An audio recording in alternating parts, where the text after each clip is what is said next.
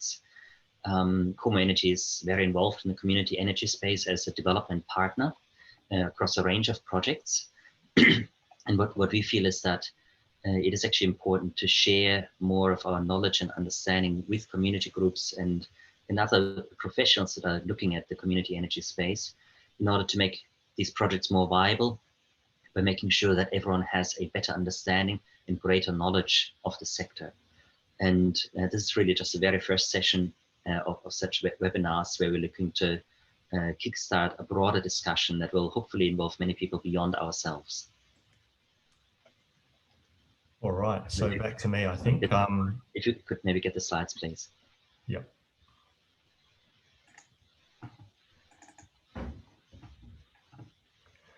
Yeah, I think we'll try and switch back during the webinar back to, so you can see us talking a bit more, but we've got a few slides. And in addition to Gerald's welcome, in terms of the objectives of this webinar, I think they're somewhat selfish in a way, that we're working on a series of mid-scale solar projects with community groups. And there is, it's important that there is sort of understanding of the general broader solar energy market and what's happening in solar, and some of the questions and discussions we're having with individuals in community energy space about the opportunity. It's probably more time efficient if we present that to a group of people like yourselves that have tuned in, rather than have each of those conversations one-on-one. So in terms of the agenda, looking to speak about what's happening in the community energy, where have we come from, and where could we go. Talking about some of our experiences Gerald and I have been having in the past few years in developing community solar projects. Talking about those energy market influences, how are we going in terms of energy pricing at the moment, and what is the outlook, where could it go upwards or downwards. Addressing some of the issues that large-scale solar is happening around congestion, curtailment and connection and so on. And just a brief slide on technology selection. So very much looking forward to questions that come in, anything we can answer along the way. It is our first webinar, so we'll see how the technology supports us in allowing a broader discussion with attendees. For the 20 minutes and so. Sorry, Gerald? I should mention there's a Q&A function. So if you have any questions, you can type them into the Q&A section so that we can see what interests you, and we'll try to address whatever we can in the available time towards the end of the presentation. We're looking to wrap up within about 45 minutes. So we've got Julian Higgs from Healesville Community Renewable Energy, Alec Roberts from Clean As, Tony from Shasha, Jeff Barlow from Healesville as well. Another Julian from Yarra Rangers Council. They're working on a project, which is great. Just in the chat function, some of the comments are coming just to panelists, which is Gerald, myself and Martia.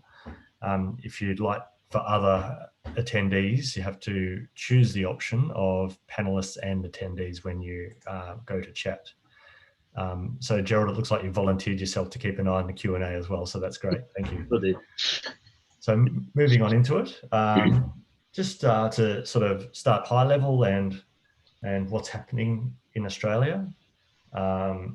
In the realm of community solar or mid-scale solar by community energy groups, we see great potential. We'll go into that further later, but generally around building independence and resilience in local communities, an emerging industry as well, and supporting regional and development and jobs.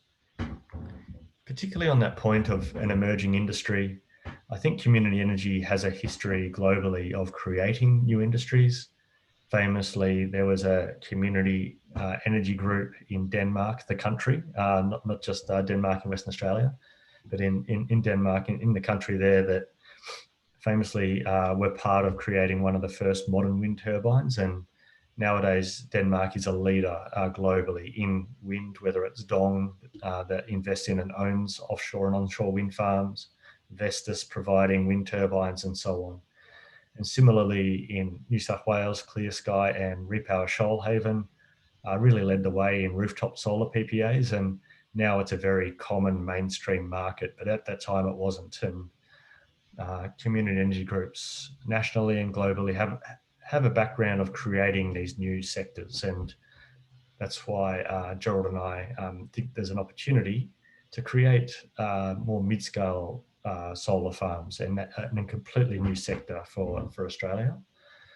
So it's very encouraging that these projects are emerging, and I guess part of this presentation is connecting the dots a little bit. But we're working on the Goulburn Community Solar Farm, the Solar Share. I'm not sure if you can see my arrow, I presume you can. Solar Share Canberra, that project is currently under construction, which is fantastic. It's about 1 megawatt and has a PPA with the ACT government. Shoalhaven Community Solar Farm is under development as well. And that has a PPA with City of Sydney, I believe.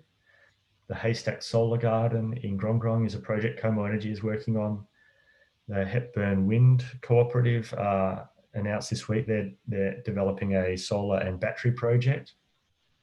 And Energize Gloucester are developing a solar farm around 500 kilowatts. And there's a few other New South Wales projects as well that have what we call RCEF, Regional Community Energy Fund, which is a grant program that was had submissions in May last year, and the 6 or 7 projects got announced in February this year. So I think there's another 3 or 4 of those being developed in Orange, a couple in Byron possibly, and Narrabri as well. Anything to add to that, Gerald, before I move on? Yeah, maybe to clarify, what we consider to be mid-scale is probably slightly different from what others would call mid-scale. In Australia, what we see is that the market has really split into 2 very distinct sectors: the residential rooftop market and the very relatively small scale commercial C&I space, and then the very large scale market. In between is almost a void. And to the extent that people develop projects in that sector, they usually try to stay relatively close to 5 megawatt. There are certain reasons why that is one of the sweet spots for developing projects, or they go sort of 20, 30, 40 megawatts and upwards. When we talk about mid-scale solar, it is what we think is actually most suitable to also be community solar, namely from 500 kilowatt to about 2 megawatt in that range. These are relatively small projects, but we hope through replication to bring down the costs and to make them very, very common as farm sheds, as we like to say. Because the investment, their size is relatively small, the investment is also not out of reach for many communities. So I think when we talk about mid-scale, if you keep in mind projects that would typically have a size of 500 kilowatt to 2 megawatt. Thanks, Gerald. In terms of the bigger picture, there are some emerging challenges for solar farms, particularly in states like South Australia and Queensland, where they really are reaching high penetrations of solar. But it's good to be reminded that in AEMO's recent ISP, Integrated System Plan, they modelled out a few scenarios, and one of them they called step change. And that would see increasing our current solar capacity on the East Coast National Electricity Market, New South Wales, Queensland, Victoria, Tasmania, and South Australia, from currently around 20 gigawatts of capacity to around 60 gigawatts of solar over the next 20 years to achieve 94% renewables. So sometimes we get weighed down with the challenges, but it's important to remind ourselves of what's in front of us, that there's a huge opportunity in front of us. It's going to be around $40 to $50 billion worth of investment in solar. So a great opportunity for communities and community energy to be part of that, in our view. So in the US, they have a sector called community solar. It's quite similar to what we're discussing here, that is really vibrant. So over 2,000 megawatts installed in 1 year in 2019. Well, that's how you read it, Gerald. I always read it as the total until 2019. I might not discuss that further now, but anyway, it's a big sector in the US. And you can click on that link, or you can search that link. It comes up very, very rarely, but it'd be great to have that sort of sector here in Australia. So we see that. Yeah. Even if you bring down that number by population size, say divided by 20, that might still be 100 megawatt a year that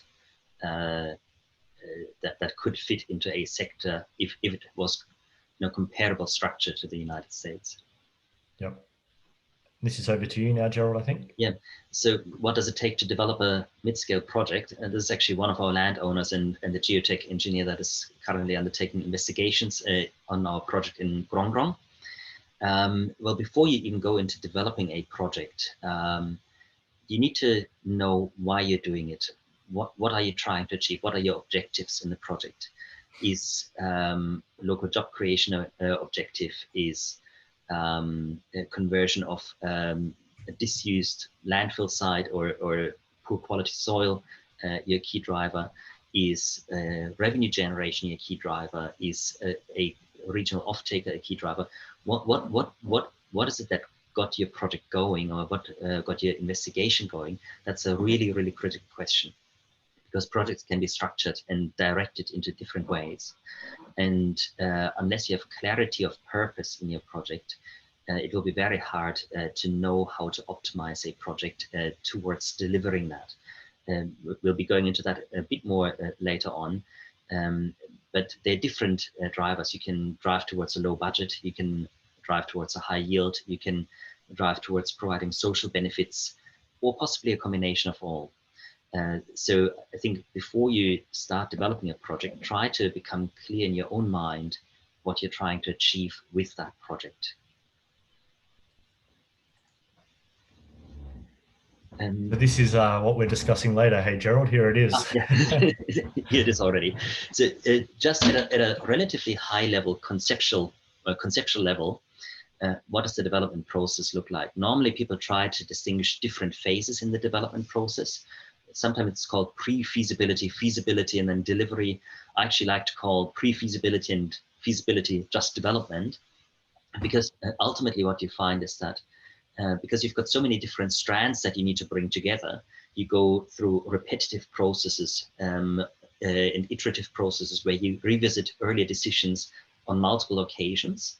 And all these different work streams actually interact. So in the very early stages, before you even know that you can go ahead, you will probably want to investigate 4 key areas. There might be others on individual projects, but 4 key areas. One is, where could the asset go? So identify suitable land. Identify whether the network is suitable, at least at a very high level, and that doesn't have to cost a lot. That's a relatively easy investigation. You need to investigate what approvals you might need. Although on solar, that is mostly only a development approval. And lastly, you might want to investigate the resource. Now, if you can't make a solar project work in Australia, I don't know where else in the world, even if you go into the darkest corner of Tasmania. So solar resource should not normally be a significant constraint. What can, however, be a constraint from time to time is, say, trees that surround your site and that create what is called near shading. So ideally what you want to have is a flat piece of land or a sloping land that slopes gently to the north, and ideally no near shading, so no high structures or rows of trees that are sort of anywhere from east to west and throughout north. That is ideal. So that's as much a resource assessment as you would normally need to do. As a community group, if that's the sector that you're in, ultimately you are you will work with the resource that you have. You will not relocate your community to find a better solar resource. So for you, that is probably a given. And the question is just, what can you do with that resource? Once you've made some very high level assessments on these, you need to decide whether you want to move ahead with the project. And that's I call that a gating decision. And it's not always a clear point in time when you say, now we're going really through the development phase. It is a point in time when you gain some clarity, and beyond that clarity, what actually comes next are some steps that will cost not insignificant amounts of money. So one, you will need to procure a land option so that you have a certainty that all the development work that you do has a site to go to. You need to undertake network studies, and that is a cost both with Essential Energy or other network provider that you might be on, or Energex, or wherever you are. But it is also a cost with your own engineers that need to undertake those studies. We've recently worked a lot in the Essential Energy network, and there is a cost total of about $31,000 of a down payment to Essential Energy that is required, plus the cost of your own engineer. So you will want to be fairly clear that you want to move through that development phase when you invest that sort of money. You also need to put together high-level engineering to the point where it supports your development approval process.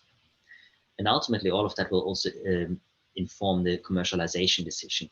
The commercialization really brings together a number of different topics: the resource that you have, but also the engineering work that you do, which ultimately determines the output that you can plan with. But it also needs to take into account the construction costs and your capital structure and your capital cost. I should say, sort of, if you wanted to understand what we do, for us, it is these two early stages that we are particularly focusing on as Komo Energy. Once you've put all of that in place, so you've got your land option, network studies, development approval, you know what your commercialization strategy is, you've done your capital raising, and you've done your procurement, you reach a state that is technically called financial close. So that's almost a point in time when everything has come together. Normally, you try not to leave anything out at that point, because anything you leave out puts the money that you're about to invest very much at risk. Once you have financial close, that is when you actually start spending dollar on construction. And in a solar farm, the operational cost is relatively low, but the construction cost, the capex, is very, very high in comparison. Other assets have sort of a lower capex but a higher operational cost, or OPEX. So financial close is really a point where you want to know that most of your risk is resolved around the development process. And really the only remaining risk in the project until commercial operation is construction risk. So have you chosen a contractor that can deliver the asset? And when you go through this as well, for Gerald and I, we're concentrating on this development phase. Like, I guess it's our view or hypothesis that, and you probably all share it, that people want to be part of the transition and to are motivated to make it happen as soon as possible to renewable energy, and are interested in investing in projects. But the trickiest bit is this development stage. Firstly, I think community groups are very good at finding sites and building interest in projects, and potentially the capital raising as well. A challenge with this feasibility development stage is that it starts to cost money. I think in this pre-feasibility stage, Hepburn Wind have actually uploaded a couple of reports onto their website, which you can download and view, around network and resource assessment. So that's sort of, $20,000, $40,000 worth of cost there. We generally try to do that using our own expertise as much as possible, and at a much lower cost for us. And then going through this stage, there's three main challenges. One, it costs money. So it could be $150,000 for a 1 megawatt project, and tricky for communities to raise money at that stage, because it's at a time in the project where it's a bit higher risk. It's not sure that it will happen. So any investment in this stage may be lost. Secondly, that there's all of these things are intertwined with each other. That if you change the design, that affects the development approval and the network studies and the commercialization and the capital raise and so on. So Gerald and I, on that project we're working on, continually making micro decisions every day that change all of these pieces, and it requires sort of skill and expertise and experience to navigate through that. So they're interrelated, and they cost money. I think there was a third one, but that doesn't come to me now. Any final comments before we move on to the energy market, Gerald? Just around this topic out. So post the development phase, you reach financial close. That is when, say, on a 1 megawatt project, Jonathan said, cost might be sort of in the order of magnitude of $150,000 during the development. That is when you need to spend, say, $1.2, $1.3 million to get the asset built. So that is very capital intensive. That's why you want to have reduced all the risk during the development phase. The development aspects become suddenly by far less important. The land option just is converted into a lease. That's normally relatively automatic. Once you've got your network studies done and your network approval, you might not have the connection agreement yet in place. That normally comes a bit later, but it's then really more a question of how do you work with your network service provider to actually close out those issues. Could we get the slides back, please? Okay. And in terms of the development approval, you still need to comply with your DA conditions. They're usually a set of subsidiary approvals that are required. Say you need to get the waste management plan approved, or your the turn-in from the public road and similar things. The commercialization is probably just a process that still continues, and your capital raising has really moved towards actual financing. So you will want to sort of make sure that the way the money is spent and the contractor is paid, you're comfortable with those payments and that milestones are achieved. So you will want to keep a keen eye on the project as it is being built, because as it is built, you will be contributing towards capital expenditure there. And then you go to commercial operation, and that's an obviously entering the phase where the energy market becomes really relevant.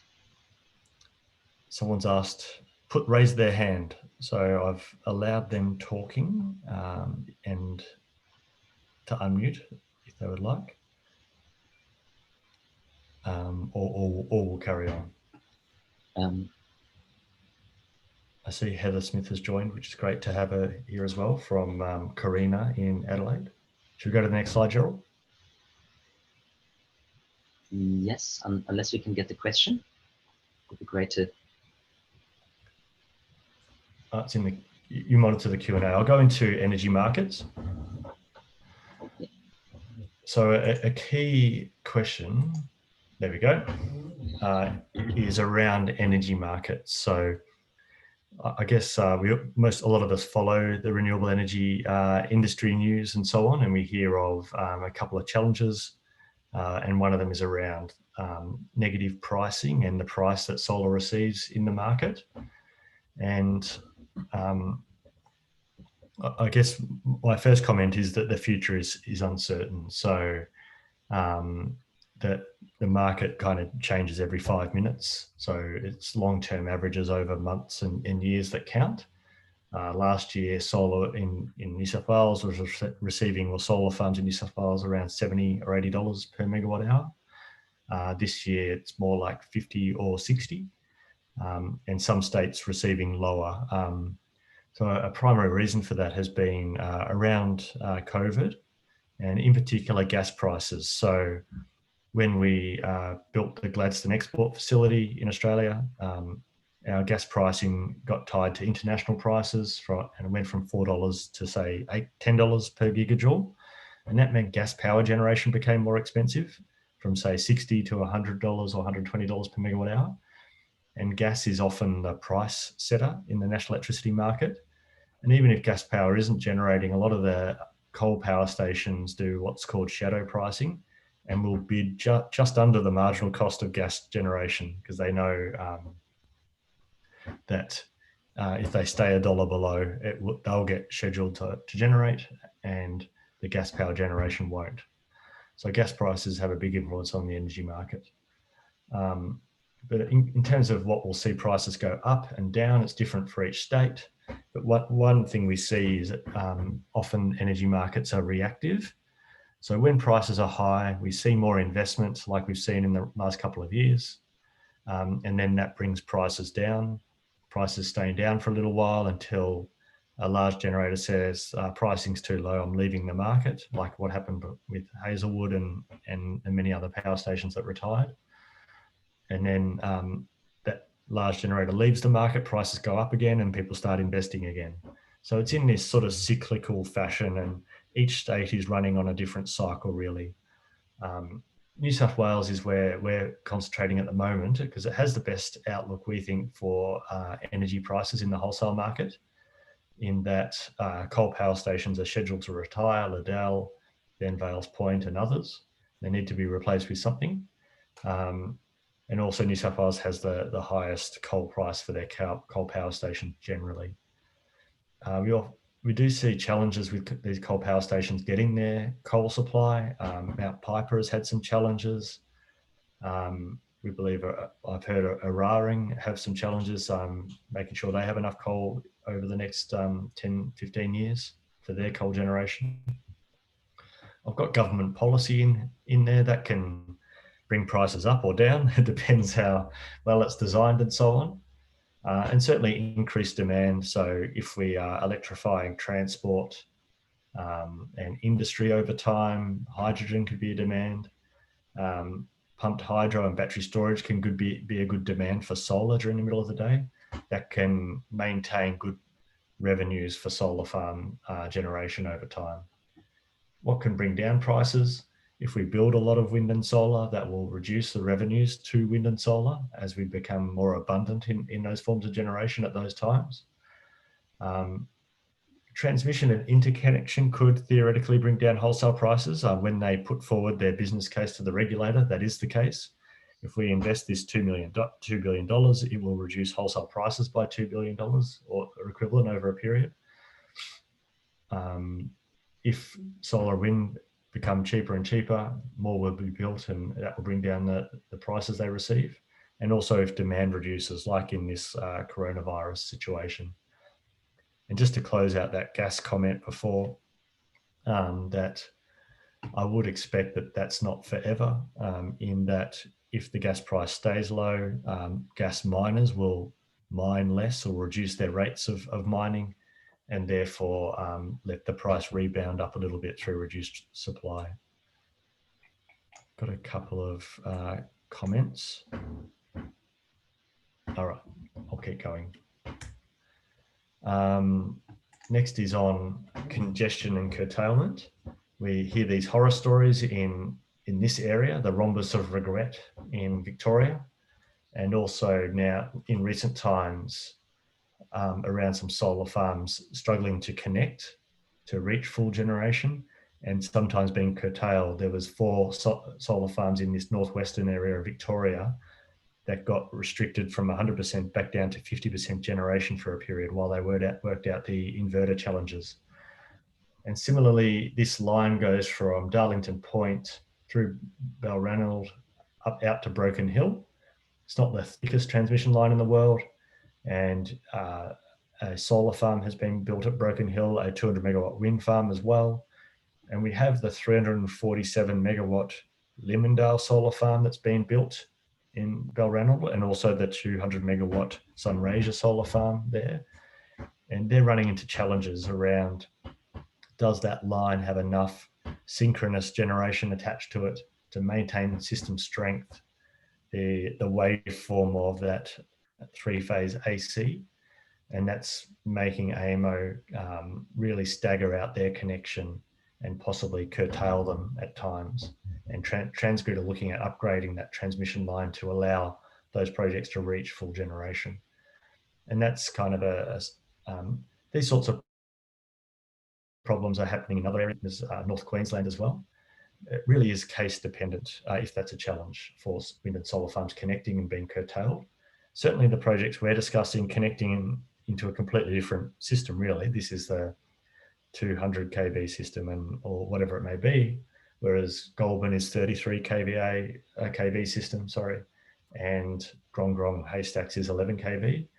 So it really is a separate challenge. We select sites that are suitable for solar. It's a key criteria, and work with Essential or whoever it is to design and connect the system in a way that wouldn't go through that curtailment. But basically some transmission systems are full and having those challenges, and distribution's a separate kettle of fish. I think this is our second final slide before we go into questions. Gerald, did you want to add something?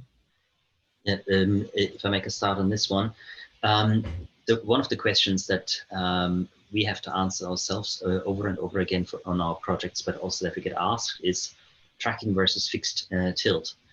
And sort of the technical case for one or the other is relatively clear. If you have a fixed tilt project, you have a generation profile that is sort of the inner blue cone, sort of that bell curve, sort of from sunrise to sunset. Whereas if you use a tracking system, and let's maybe not talk about dual axis tracking because that's a complex additional question. Let's look at the, sort of the red tint that sits sort of between the purple and the blue. So a single axis tracker produces power in a slightly different shape during the day. It doesn't produce more power output at any given time, but it produces more energy. And how does it do it? It just keeps the module for longer in an optimal position towards the sun. And that is why the shoulder of that production profile widens a little bit. So if we are being asked which one should we choose, yes, there is sort of an inclination, especially here in Australia, to go for single axis tracking because it produces more output on a system of similar size. It has also a higher cost structure, and that is where the complexity starts beginning to come in. It has a higher cost structure. It also has a higher land requirement. If your development approval is for single axis tracking, then you would need a change if you wanted to later on move to fixed north. So it is not an easy decision to settle for one or the other, because each of them has implications around land constraints, around capex constraints, and the overall structure of the project. But it also has an impact on the energy market and commercialization strategy. Jonathan, if you maybe want to talk to that. Yeah, I think we are getting a lot of solar between those hours of 10 a.m. and 2 p.m. And I really like single axis tracking because it does start generation earlier in the day and go later in the day. So it does tap into meeting morning and evening peak demands. But it has to be weighed up against all the other pros and cons. And another model, of course, is east-west tilts, which is also has its benefits as well. So it's good to have a good understanding of these technology choices when progressing with projects. Yeah. And maybe we can answer Matt's question first, because I think it taps a bit into that. So Matt asked whether we need a PPA to underpin the investment. Is that a fair assumption? If you can maybe tackle that one first. Jonathan, do you want to have a first go at that? Yes, and thanks for Matt for asking that, because it's a key topic. So PPAs are great. I have a lot of expertise and background in PPAs. My main hesitation on PPAs is there is dozens, if not more, projects in Australia that have worked through those development phases, planning and network connection, and are sitting there waiting for a PPA. So if you develop a project and that's your sort of only commercialization strategy, then you're really just joining that list of projects hoping to get a PPA so your project can be financed. So what I encourage our project partners to do is to have a strategy without a PPA to ensure the project can progress without it. And then if you do get a PPA, great. But if you don't, you're still proceeding with the project. A main benefit of PPAs in the large scale sector is it allows you to get a loan. It shores up your revenue over 10, 15 years. So it means you get more steady revenues, and banks can look at the project and say, well, they've got a PPA, they've got steady revenues. We can provide them a loan for 30, 50, 70% of the project. And I think there's an advantage of community solar projects where community investors might be happy to go 100% equity and not be relying on the loan so much. So that's one advantage, but it does mean additional wholesale market risk. So you may have good months and bad months, good years and bad years. So this is really ties into the reason we're doing this webinar is, and it's something Nigel from Pingala stated in one of our meetings, that we really need to pursue this opportunity and to unlock this sector. It's not just a technical and development and financial solution. We need to really educate or increase the knowledge of the energy market and solar amongst ourselves and in the broader community.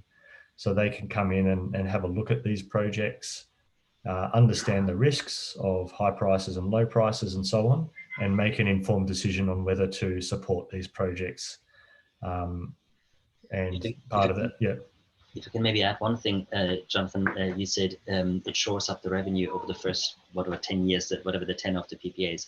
I think it's important to make clear that shoring up means primarily firming up the revenue.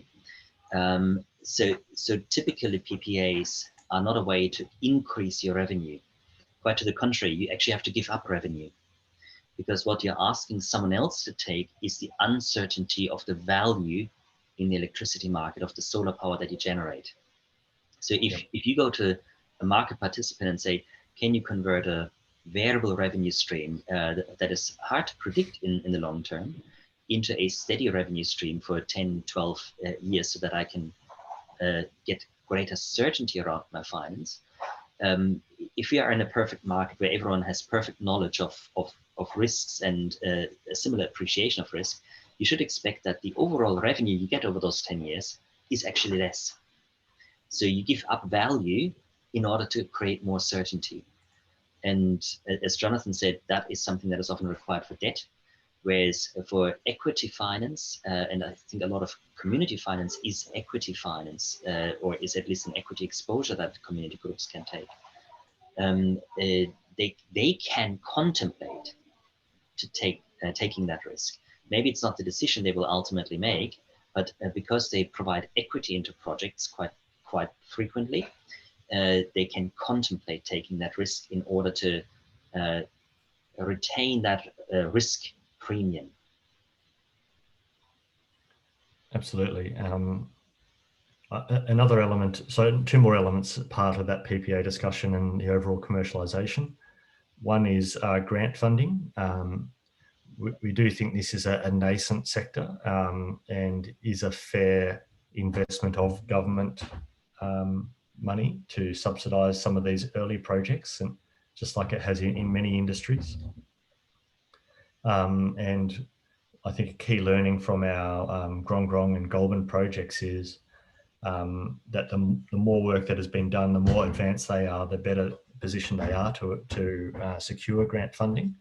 So there's an opportunity to advance projects for the first, say, 6 months to start working on the land and preliminary grid inquiry quite cheaply, $5,000, $10,000, whatever it may be, to at least have it ready, get the land worked out, get some feedback from the local grid operator or grid owner if it's going to be feasible, rather than wait for grant funding before starting a project. So it does take a while to get the project started and get the momentum. So we'd encourage starting them early. And the other thing that ties into that PPA discussion is battery storage. So we're of the view that renewables alone is not enough anymore, and we do need storage to really build that future energy system where more renewables is possible. So we seek to, where possible, include storage on the projects, and that can really help, as a PPA would, shore up the revenue a bit, where if there are lower daytime prices or midday prices, you've got battery storage, it can soak that up and provide that energy later in the day during the sort of evening spike prices. Maybe we can move on to the next question. Maybe Alex's question, what are the risks during the development phase? Well, you're the lawyer, Gerald, so I think this is up your alley. It's not only legal risk. So I think actually the biggest risk during the development phase is imperfect knowledge. So ultimately, you will only pull off a project if all the stars align. So you need all these core elements that we were talking about. You need the land, you need the network connection, you need you need the development approval, you need to have commercialization strategy, capital raising and procurement.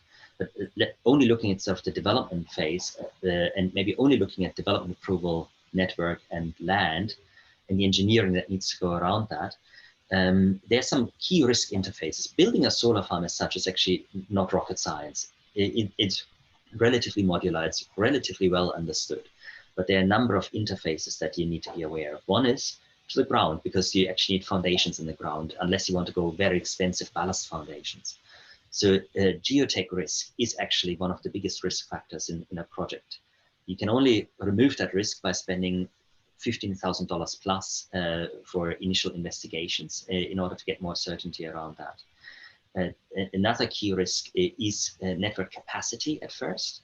That you can resolve relatively quickly. You need a few technical drawings and inputs from an electrical engineer. And then Essential Energy or other network service provider that you're working with will give you an answer within a period of time whether there's enough capacity in the network. And that's literally just sort of, is there enough capacity in the wires? The risk in network connection comes through a bit later on when you go through the detailed studies where they really look at what the injection of solar energy into the network at that specific point does to the overall network. And that is where you can suddenly find yourself to be constrained more than you were originally advised of. They might say initially, yes, you can put 2 megawatt into the network here. The network has that capacity. But once they undertake the studies, what the solar farm actually does, they might discover that you can't put 2 megawatt in. So you have a risk along the connection process that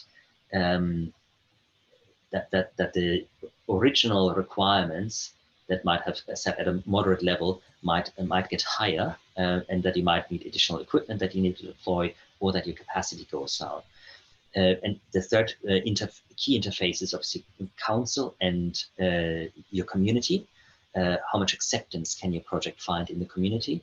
And ultimately that leads sort of to the development approval question. Do you get objections to your development approval? How does the council see solar development? That is sort of the third key interface that you need to manage in the development process. It really is a roller coaster, and that cost of network connection could be black and white. Actually, you can't do that here. It could be, well, you have to pay this sum of money, $100,000 for additional bit of kit that you didn't initially foresee. Yes, effects on your operations. So it's good to have a portfolio approach, not get really honed in on one particular site. But the nature of development is some sites are easier and some become challenging, and you have to invest iteratively as you learn more information. But that's a great topic. So thank Alec for that question. So I think the next two questions, one for me, one for you, Gerald. So Tony from Shasha asks, explain the difference on the earlier slide of distributed PV versus solar. I'm guessing that is the slide around AEMO and their step change. Yes, and they've labeled that graph solar and distributed PV. I would assume that solar allows for large-scale solar, which would be the 30, 100, 400 megawatt solar projects. And distributed PV would be a combination of residential rooftop solar, commercial solar, and possibly even these local solar power projects, these community scale solar projects. But as it stands, there's no reason for AEMO to allow for this particular sector because it's so nascent and there's only a few projects really kicking off at the moment with SolarShare constructing theirs at the moment. Do you concur, Gerald? Yeah, I think that's all good. I think we've probably only got time for one more question, and that's probably Julian's. Can you comment on bifacial panels? Are they worth the extra cost? So for those of you who don't know what bifacial panels are, traditionally panels had a opaque backsheet. So they would take the sun from the front, and there's a white backsheet behind it. What has come onto the market in recent years are bifacial modules. So they don't have an opaque backsheet, but they're glass. And that means they can, while you oriented them to the sun with the front, the back still receives some light and can therefore create additional yield. It's the same cell. There's not an additional solar cell in it. It's the same cell just receiving light also from the back. And that depends. I can't answer the question generically whether it's worth the money on a number of counts. the main reason is how much light it receives from the back depends on the albedo, so on the reflectivity of the ground. Now, grass actually has a pretty good albedo. So if you have a grass on your ground, that is a good indicator. If you have relatively lightly colored soils, that's a good factor. If you have dark colored soils, it becomes more challenging. That's one thing. The second thing is there's not yet much experience with bifacial modules in the market. The manufacturers promise a certain uplift, but if you actually look at how to assess whether that uplift has been achieved, the methodology for that is not yet even clear. And I know a number of organizations that are sort of grappling with that at the moment. They are looking at bifacial. They would like to tap into that additional yield. But it's at this very moment very, very hard to technically evaluate whether that additional yield has actually been generated. So it's not a straightforward answer. We are looking at bifacial for our project, the Haystack Solar Garden. So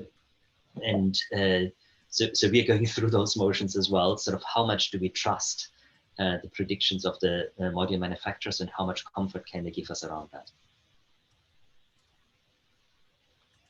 It seems to me, Gerald, that it's not so scientific in terms of cost versus additional yield yet, because it's really hard to measure the additional yield. So, but I think the general consensus is going that it is worth it, because it's, The market is moving into that direction, but at the moment it's still very, very hard to quantify.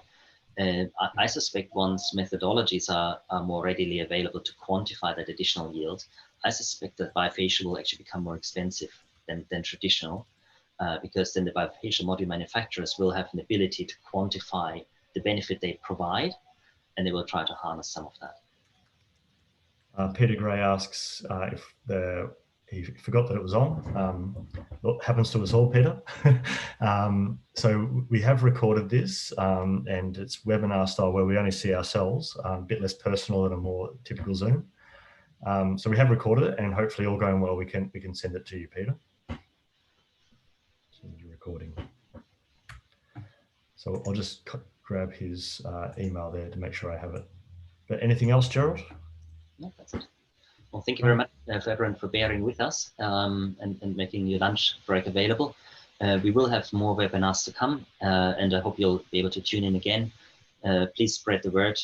We'd love to have more people online so that we can spread the word further. We will be also reaching out to a number of different organizations, whether they want to co-present on their projects and share some of their experience. So we really want to make this a very broad discussion. Excellent. Well, thanks, Gerald. Thanks, everyone, for tuning in. We really appreciate it, and have a good day, and some lovely comments in the chat for us. Thank you. Yeah, all right. Thank you.